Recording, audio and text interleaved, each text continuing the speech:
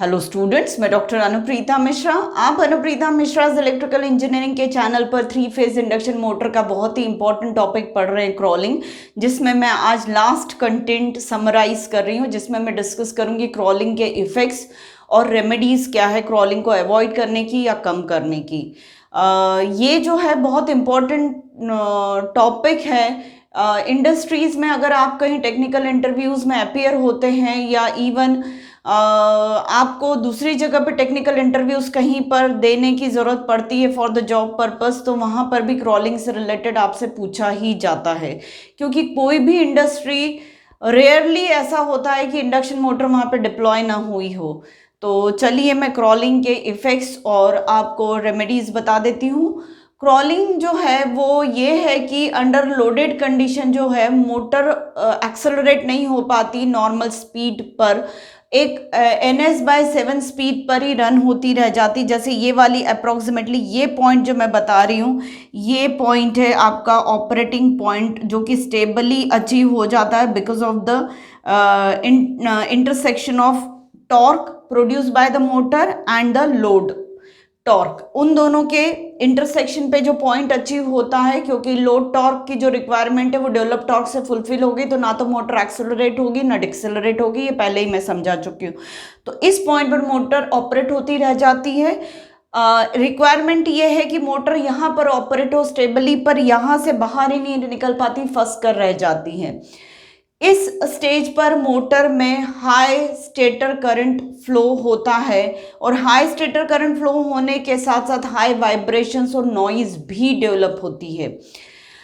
अब क्रॉलिंग तब भी हो सकती है अगर एक मोटर है मेरे पास, इंडक्शन मोटर, जो नॉर्मल रेटेड वोल्टेज पर क्रॉलिंग फिनोमेना नहीं शो करती है, पर अगर किसी वजह से उसका सप्लाई वोल्टेज रिड्यूस हो जाता है तो टॉर्क सप्लाई वोल्टेज के स्क्वायर के प्रोपोर्शन में काफ़ी हद तक रिड्यूस हो जाता है। तो उस रिड्यूस्ड वोल्टेज सप्लाई पर टॉर्क इतना रिड्यूस हो चुका है कि हो सकता है क्रॉलिंग होने लगे। तो इससे रिलेटेड मैं कुछ रेमेडीज बता रही हूँ आपको। डिज़ाइन लेवल पर भी पूरी कोशिश की जाती है कि क्रॉलिंग मोटर में ना हो। हर तरह से क्रॉलिंग को एलिमिनेट करने की कोशिश की जाती है। और ये कैसे पॉसिबल है? ये शॉर्ट पिचिंग या द कॉर्डेड वाइंडिंग की मदद से पॉसिबल है कि हम 7th और 5th हार्मोनिक को एलिमिनेट कर पाए। मतलब कोशिश ये रहती है कि डिज़ाइन लेवल पर मैक्सिमम क्रॉलिंग को रिमूव करने का के सारे एफर्ट्स हम लगा दें। और क्रॉलिंग होती क्यों है? 5th और 7th हार्मोनिक की वजह से। तो 5th और 7th हार्मोनिक को रिड्यूस करने का जो तरीका है वो शॉर्ट पिचिंग है या कॉर्डेड वाइंडिंग होती है। साथ में क्रॉलिंग अगर हो रही है, इन सारे मेजर्स के बावजूद भी अगर क्रॉलिंग हो रही हो तो क्या करते, जिस वक्त क्रॉलिंग हो रही हो उस वक्त जो ड्रिवन लोड है उस पर एक्सटर्नल टॉर्क अप्लाई करके उसको तेजी से घुमा दिया जाता है, ताकि मोटर इस पर्टिकुलर स्पीड से बाहर निकल के एक्सेलरेट हो जाए, इस किसी रीजन में आ जाए, तो उसके बाद मोटर फिर अपने आप एक्सेलरेट हो जाती है। मतलब एक्सटर्नल लोड पर टर्निंग इफेक्ट अप्लाई कर दिया जाता है जो लोड को स्पीड अप कर देता है एक्सटर्नली, तो उसकी वजह से मोटर इस लॉक से बाहर निकल पाती है।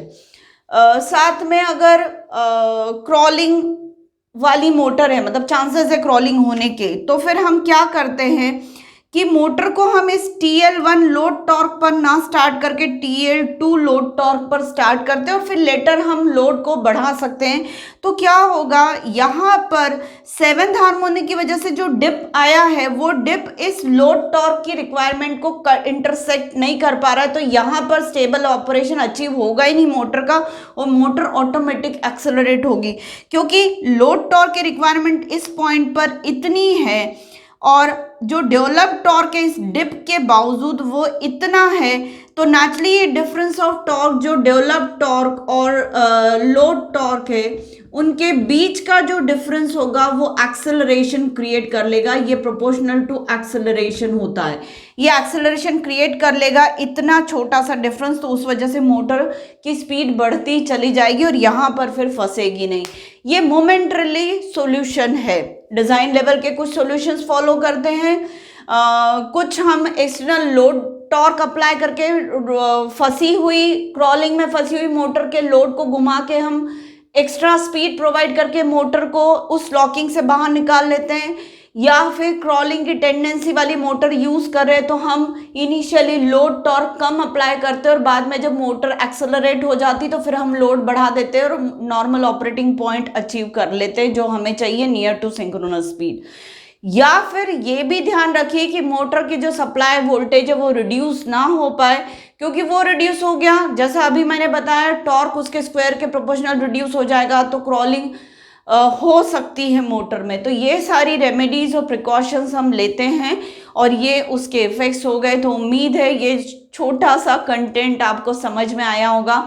तो मैं फिर से रिपीट करना चाहूँगी कि क्रॉलिंग पर अगर शॉर्ट नोट लिखने को आता है, थ्योरेटिकल क्वेश्चन आता है, तो मैंने क्रॉलिंग क्या है वो बताया था। उसके साथ साथ आप सेवन्थ और फिफ्थ हार्मोनिक की स्लिप और एसिंक्रोनस टॉर्क के बारे में जो मैंने लास्ट वीडियो में डिस्कस किया था वो आप डिस्कशन कर सकते हैं, और साथ में आप इफेक्ट्स और रेमेडीज को डिस्कस करिएगा।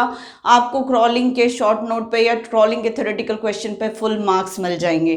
तो उम्मीद है आपको आज का मेरा कंटेंट पसंद आया होगा। तो प्लीज़ लाइक कर दीजिए, मेरे चैनल को सब्सक्राइब करिए और ज़्यादा से ज़्यादा मेरे वीडियो शेयर करिए और ज़्यादा से ज़्यादा वीडियोज़ को देख कर अपने कॉन्सेप्ट्स को क्लियर करिए। Thank you.